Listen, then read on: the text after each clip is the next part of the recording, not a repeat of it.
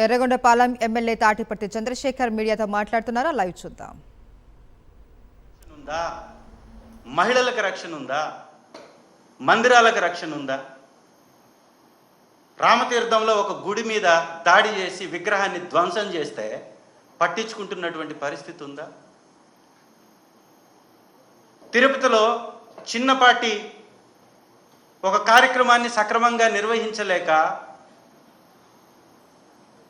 అనేక మంది చనిపోతే వీరికి బాధ్యత ఉందా?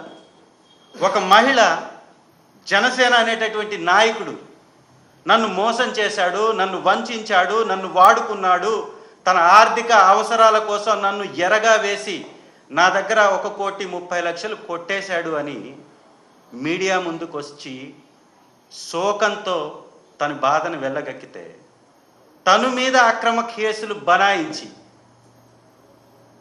తనపై ఏ విధంగా అయితే ఆ కిరణ్ రాయల్ అనేటటువంటి వ్యక్తి భయపెట్టాడో, తన మాటల్లో నీ అంతు తేలుస్తాను, నీ సంగతి చూస్తాను, నీపై కేసులు పెడతానని ఏ విధంగా అయితే మాట్లాడాడో అదే విధంగా పక్కా ప్రణాళికతోటి ఆ ఆడబిడ్డని పక్క రాష్ట్రం యొక్క పోలీసుల్ని పురిగొల్పి తీసుకొచ్చి అరెస్ట్ చేయించినటువంటి విధానం.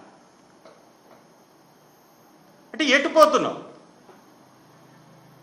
ఈ రాష్ట్రంలో అధికారం మీ చేతిలో ఉంది కాబట్టి కక్ష సాధింపుల కోసం రెడ్ బుక్ రాజ్యాంగం పేరుతోటి రక్తపాతం సృష్టించటమే మీ యొక్క పరిపాలన.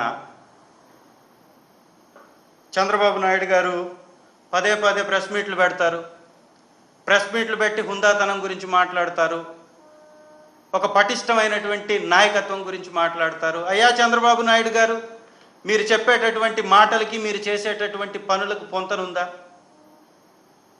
ఈ రాష్ట్రంలో కక్ష రాజకీయాలకి తావే లేదన్నటువంటి మీరు కక్షలనే కర్తవ్యంగా మార్చుకుంటున్నటువంటి విధానం, ఒక అసత్యపు ఫ్యాక్టరీలని క్రియేట్ చేసి వైఎస్ఆర్ కాంగ్రెస్ పార్టీ మీద దాడి చేయడానికి ఉపయోగిస్తున్నటువంటి ఈ సంఘటనలు,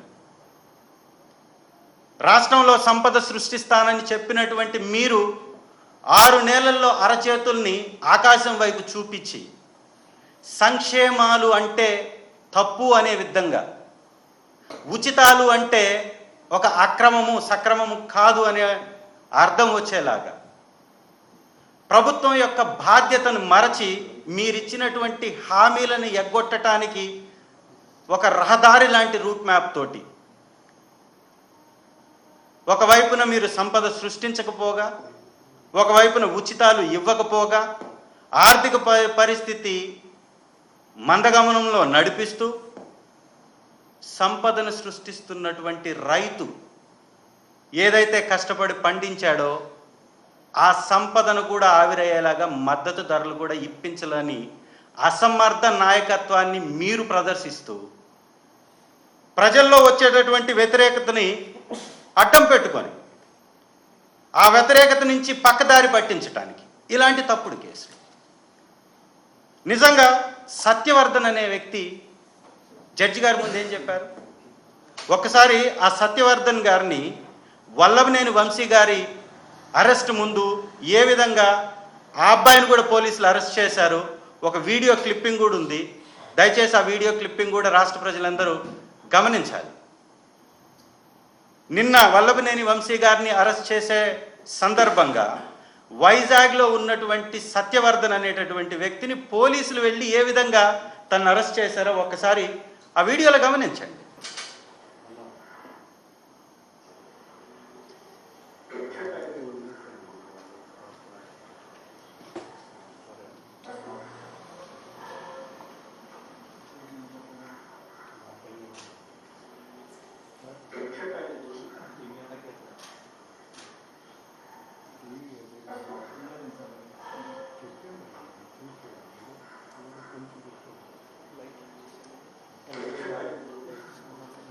ఎస్, ఆ వీడియోలో చాలా స్పష్టంగా అబ్బాయిని ఏ విధంగా పోలీసులు లాక్కెళ్తున్నారో ఒకసారి గమనించండి. నిజంగా ఈ అబ్బాయి కిడ్నాప్ అయితే పోలీసులకి ఎలా దొరికాడు? ఈ అబ్బాయి నిజంగా కేసు పెట్టుంటే జడ్జి గారి ముందు సార్ నాతోటి ఖాళీ పేపర్ మీద సంతకం తీసుకున్నారు సాక్షిగా పెట్టడానికి. నేను ఆ రోజు తెలుగుదేశం పార్టీ కంప్యూటర్ ఆపరేటర్గా పనిచేస్తున్నా కూడా ఆ రోజు నేను రాలేదు, ఆ సంఘటనలు నేను చూడలేదు, నన్ను ఎవరు దూషించలేదు అని జడ్జి గారి ముందు తన వాంగ్మూలాన్ని చెప్పిన తర్వాత ఈ కేసులో బలం ఉందా? ఈ కేసులో నిజం ఉందా? వీరు పోలీసులు వ్యవహరిస్తున్నటువంటి తీరు ఇది ఆక్షేపణీయమా కాదా?